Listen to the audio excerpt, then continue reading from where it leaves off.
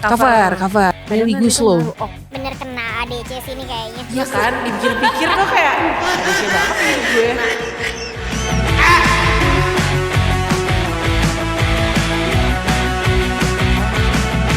Untuk masuk ke ajang itu aja itu udah suatu cobaan menurut aku, karena kayak aku bener-bener iseng juga masuk situ, iseng, dan Tuhan bawa jauh itu kayak gitu juga.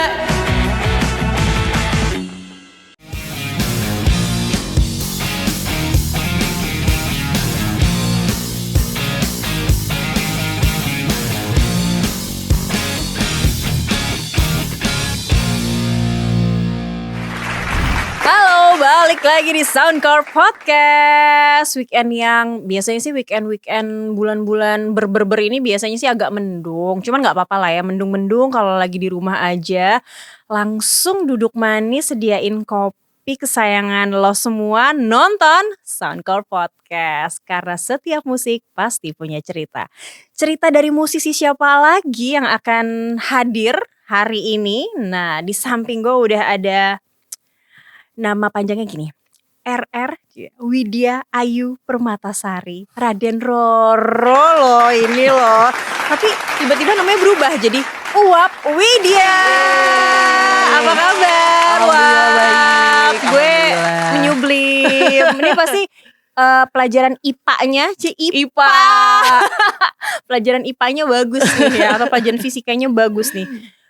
Gue langsung nanya, kenapa jadi Uap? Padahal ini Raden Roro Widya Ayu Permatasari. Jadi sebenarnya dari waktu SD teman-teman aku tuh nyingkat jadi WAP sebenarnya. Oh, Widya Ayu Permatasari. Tapi mereka tuh jadi melesetin gitu, jadi uap gitu. Oh, oke. Cuman kalau di rumah sih dipanggilnya Ayu. Nah, cuman nama uap itu jadinya ke bawah sampai gede, sampai terjun di musik, sampai dulu sempet siaran juga kan. Jadi ya udah, jadi dipanggil Uap Widya. Nah, jadi gitu. Uap Widya. Oke. Jadi Uap itu sebenarnya nih cilokonya dari huruf U ya. Nah, harusnya darinya W kan, WAP jadi Uap. Oke. Cuap Scooby-Doo Bambang. Oke. Aduh. Agak jayus nih kayaknya. Uap, cerita dong awalan berkarir nyemplung di musik tuh gimana? Karena kalau sesuai sejarah yang tercatatkan asik. Dari kelas 3 SD dirimu tuh udah mulai nulis lagu, terus inspirasinya tuh agak berat nih buat anak kelas 3 SD, dari sastra, dari cerita-cerita gitu kan, udah nulis. Bener kayak dari kelas 3 tuh udah. Bener. Wah, ini keren banget sih. Bisa sampai tahu. Makasih ya. Keren banget. Bener-bener dari kelas 3 SD tuh. Berarti Sekitar umur 7-8 tahun gitu kan. Masih inget gak lagu apa yang diciptain? Ingat. Judulnya. Ini lucu banget sih. Apa Ini judulnya? bener-bener lucu banget. Judulnya Mendua. Wow, emang udah kepapar sinetron ya saat itu ya? Waktu itu tuh zaman-zamannya ADC mungkin ya. Oh, ya gak sih? ADC ya? Kan buku-buku sastra dan segala macam. Nah, jadi aku terbiasa dengan aku ya. Oh, terbiasa bawa aku kemana-mana. bawa aku ya ini ya, Sumanjaya. Iya.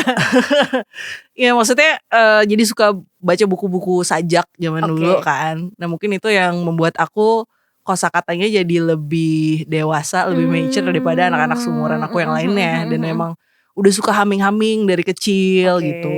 Nah terus kebetulan gitar juga emang udah jadi teman aku lah dari kecil. Padahal sebenarnya mungkin pertamanya tuh les piano dulu tuh. Gitar tuh bener-bener otodidak banget. Cuman ngeliatin mama sama kakak-kakak main doang. Oh, emang suka semua main musik juga main musik semuanya. nih. Keluarga mama ya terutama. Terus ya udah bikin si lagu Mendua itu. Masih ingat sampai sekarang, dan lagu bener-bener dari Mendua, bener-bener soal pasangan cowok-cewek Mendua gitu, relationship gitu. Dan semua lagu-lagu aku dari SD sampai sekarang tuh masih tersimpan rapi. Jadi kalau dulu ngerekamnya cuma dari handphone doang dengan file AMR. Poliponik. Dengan file AMR semua masih tersimpan sampai sekarang. Singkatnya bisa gak dibilang musiknya Uwopedia tuh agak kompleks gitu? Ada kompleksitas tersendiri. Kompleksitas mungkin iya ya. Iya mungkin agak ada kompleksitasnya banget. Aku harus cerita dari mana ya? Aku bingung. Dari mana nih? Dari awal tiba-tiba jadi kompleks gitu.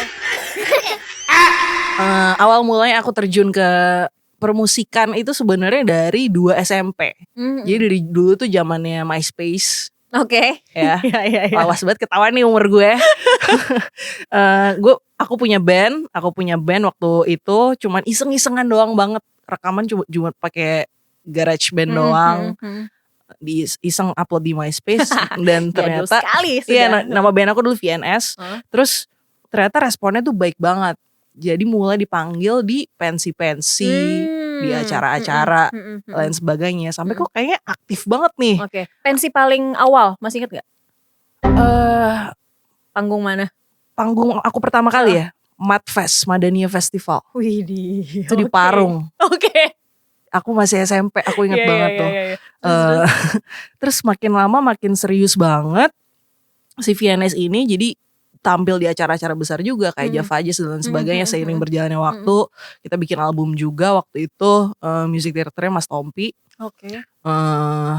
Abis itu aku dijeblosin karena aku tuh orangnya kan introvert ya.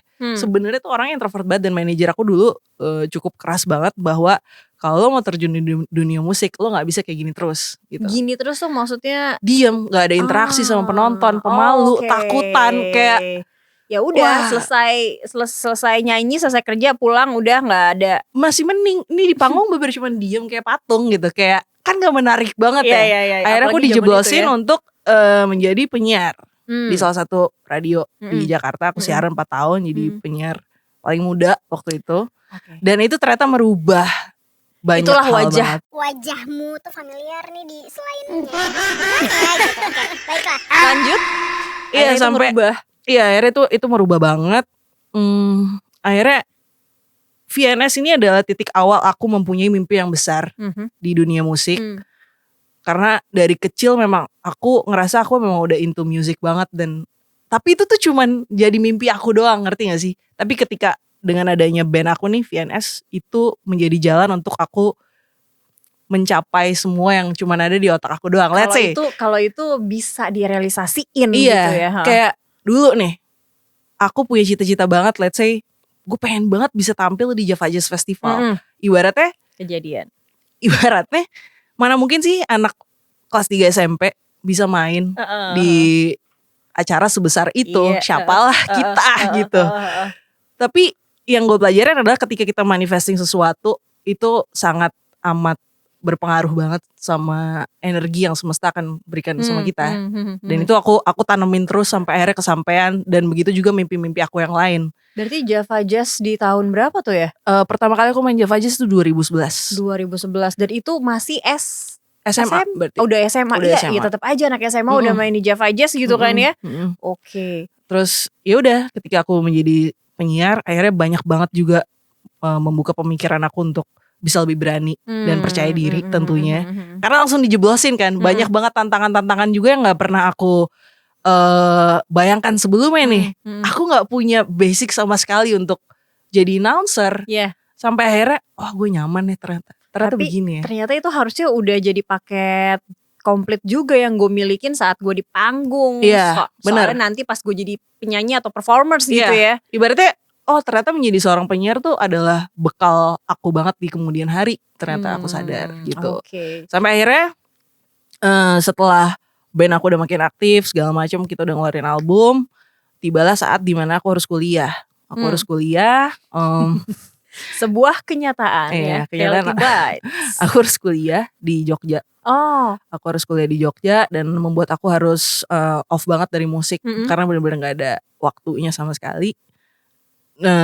Sampai aku balik lagi ke Jakarta, baru aku memulai lagi. Balik lagi karena aku orangnya introvert banget. Dulu tuh isi Instagram aku mungkin lebih banyak ke fotografi, arsitektur segala macam. Jarang banget ada muka aku karena masih pemalu ceritanya. Terus udah kayak gitu aku iseng aja pengen gue kangen banget sama musik. Berarti itu sekitar 2017 ya, 2017. Mulai lagi tuh. Mulai lagi cuman upload video-video doang di Instagram. Tapi kok responnya ternyata bagus. Saat itu sambil apa? Nyanyi sesuatu? Nyanyi dan main gitar. Oke. Tapi cover. Lagu siapa? Melly Guslo. Yang Denting. Ingat banget. Oh bener kena ADC sini kayaknya. Iya kan, dipikir-pikir tuh kayak ADC banget nih gue. Nah banget nih terus. Nah terus kok responnya baik, di repost sama account musik di Instagram. Pada saat itu kan lagi marak banget ya. Terus di repost juga sama Teh Melinya. Dan itu membuat aku kaget kayak, wah responnya bagus nih. Jadi aku jadi lebih terbuka lagi nih. Jadi makin semangat, jadi sering upload video. Ya udah dari situ makin bertumbuh sampai 2018 itu aku berpikiran aku kayak nggak bisa stuck untuk upload video cover terus. Dimana aku tuh sebenarnya aku memang hobi banget tulis lagu gitu. Kenapa nggak aku fokus berjuang untuk karya aku sendiri aja. Terus akhirnya aku memulai semuanya itu dan ketika aku rilis single itu didukung nih sama salah satu manajemen lah. Aku ngerasa ternyata aku didukung sama manajemen aja tuh kok gini aja hasilnya nggak maksimal gitu. Karena masih nggak tahu gimana medannya nih menguasainya kayak gimana kan. Balik lagi yang dulunya aku ngeband terus sekarang tiba-tiba aku harus sendiri gitu kan. Karena gak mau setengah-setengah ya. Pas Setengah-setengah. terjun nih bener-bener mau yang kedua. Ibaratnya kan ini kan second chance ya. Iya second chance. Mau terjunnya tuh bener-bener menyeluruh gitu. Bener. Nah terus sampai akhirnya oke nih gue pelajarin dari single pertama yang aku keluarin ini kurang maksimal hasilnya. Aku penasaran gimana caranya aku bisa berdiri sendiri. Aku gak usah pakai manajemen. Tapi apa bekal yang sudah aku dapatkan dulu. Dari dulu aku implementasikan ke diriku yang sekarang. Akhirnya 2019 akhirnya aku memutuskan buat rilis single lagi. Judulnya Terperangkap. Itu masih pop, Indo pop banget tuh pada saat itu ya. Karena masih mikirin kayaknya pasarnya begini segala macam. Sampai akhirnya ya udah aku berjalan sendiri, bener-bener sendiri, semuanya perilisan segala macam. Semuanya ya total indie gitu ya. Total indie banget. Dan ternyata hasilnya jauh lebih maksimal daripada aku dibantu sama manajemen. Makin terpecut lagi ternyata bisa. Ternyata bisa ya ngelakuin sendiri walaupun ya tercepot-cepot sih. Melakukannya. Ya kan? Nah ini ternyata bener-bener panjang perjalanannya untuk diringkas begitu kan. Nah akhirnya 2000 sampai rilis single pertama di 2018 sebenarnya sampai akhirnya sekarang di 2024 ini singlenya aja udah termasuk di tahun yang produktif banget ya. Uap ini produktif berarti banget untuk ngerilis total udah berapa? 12 atau 13 lagu sampai 2024 berarti udah 12 sampai 13 lagu. Oke, kita akan bahas soal sudah perjalanan Uap ke sekarang menjalani kompleksitasnya dalam bermusik gitu ya. Tapi di segmen berikutnya Music Lovers, so jangan kemana-mana, tetap di Soundcore Podcast.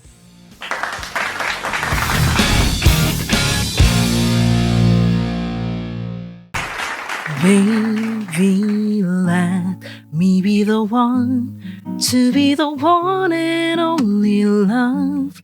Mine would be yours anytime you ask me. Be everything that you need.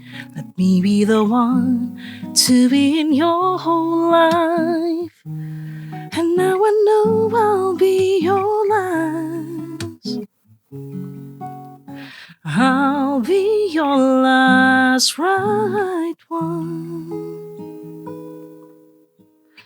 I'll be your last right one.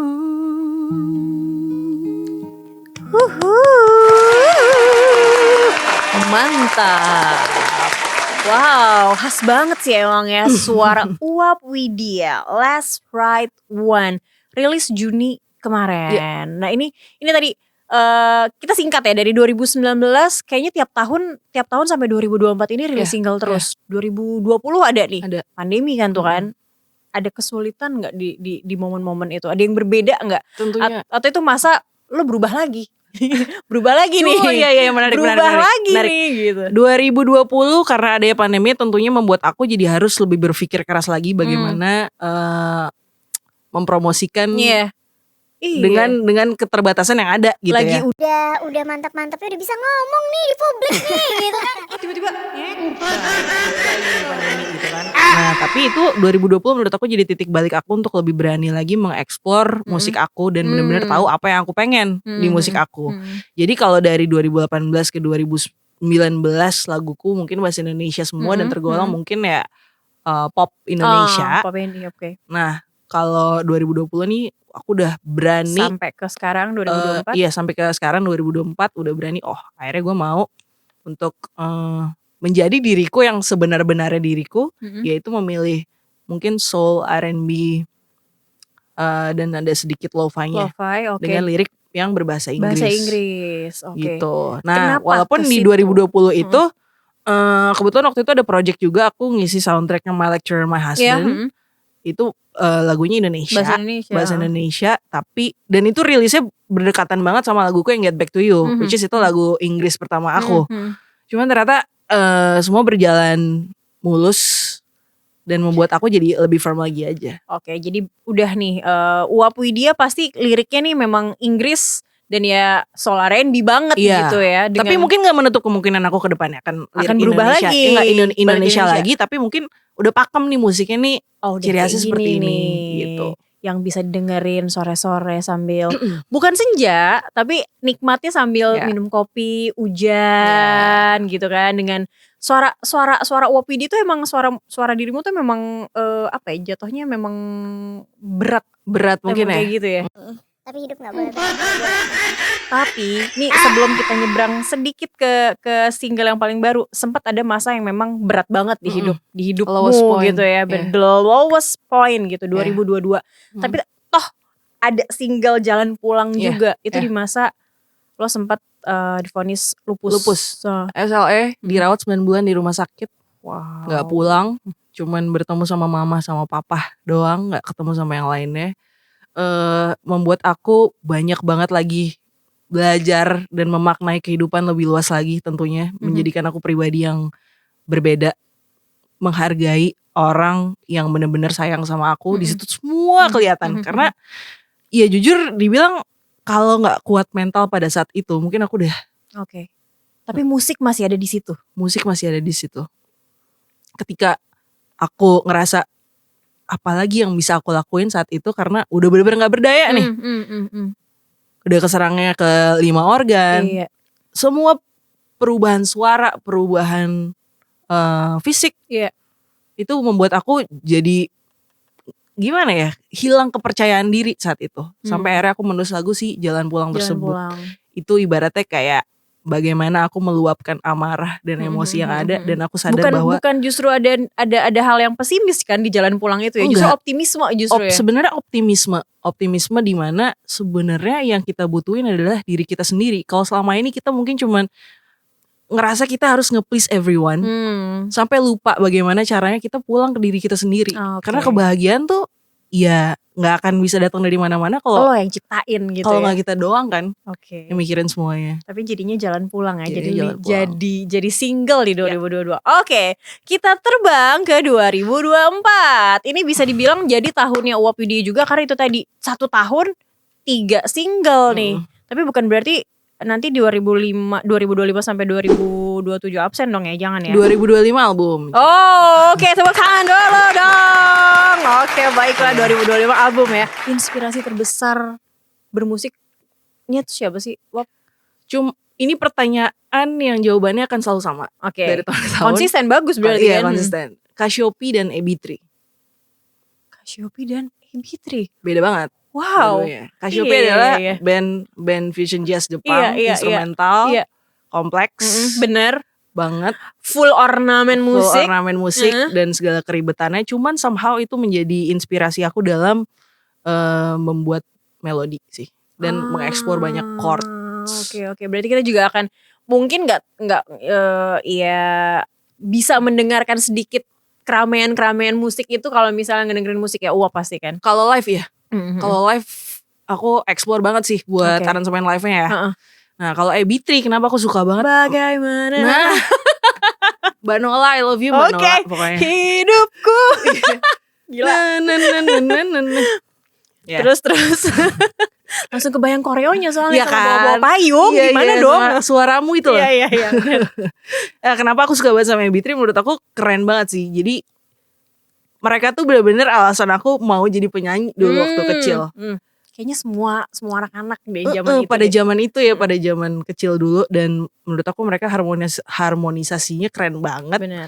Pas banget, konsisten sampai sekarang mereka Betul. sudah di usia yang lebih lanjut. Jadi menurut aku AB3 sih gokil. Oke, jadi itulah yang itu tadi ya. Banyak hal sebenarnya yang bikin Uap Widya ini tetap ada di jalur musik ya. The lowest point-nya dia aja ditemenin sama musik. Pokoknya semuanya harus serba musik lah di hidupmu lah ya gitu ya Wap ya. Oke, kalau gitu. Next project yang paling dekat selain tadi 2025 akan ada album terus film pendek juga. Ada lagi nggak untuk promo? Paling nggak untuk promo Last Red One atau apa gitu yang lain? Pasti promo Last Red One nantinya akan dikaitkan dengan film yang akan sekalian ya. rilis sekalian. Terus sebelum album juga aku kan ada single duet sama artis aku juga. Oke. Insya Allah sih mungkin sebelum bulan puasa udah bisa rilis lagunya karena ini udah di tahap produksi. But other than that, aku memang lagi fokus untuk artis-artis aku sih. Oke, di Wap Production itu ya. Di Wap Records. Wap Records. Oke. Kalau mau denger semuanya nih lagu-lagu dan musik video dan mungkin ada hal-hal lain yang pengen ngikutin Uap Widya, di mana bisa? Jangan lupa dinikmati. Jangan lupa follow aku di Instagram aku @uapwidya, di YouTube channel aku tentunya di Uapwidya Music. Terus di TikTok juga ada. Pokoknya ikutin aja semua kegiatanku bakal ada di situ. Oke, baiklah kalau gitu. Thank you for coming. Thank you Sehat-sehat so much terus for si having repot me. ya. Yes. Boleh repot tapi sehat-sehat. Amin, terima kasih Bahagia banyak. bersama musiknya. Amin. Datang ya lagi Allah. ke sini. Terima kasih. Oke, baiklah. Ingat job MC-nya. Siap. Gitu. Siap. Oke, music lovers. Itu tadi Uap Widya. Kalau mau ngedengerin musik-musiknya ya itu tadi ya. Follow aja semua medsos dan music platform yang tadi udah dipromoin. Jadi jangan kemana-mana. Masih ada satu musisi lagi yang akan tampil di... Bukan tampil siapa ya, hadirlah, ceritalah, kita ngobrol lah. Mungkin juga akan sedikit nyanyi-nyanyi dan juga main games di segmen berikutnya. Tetap di Soundcore Podcast.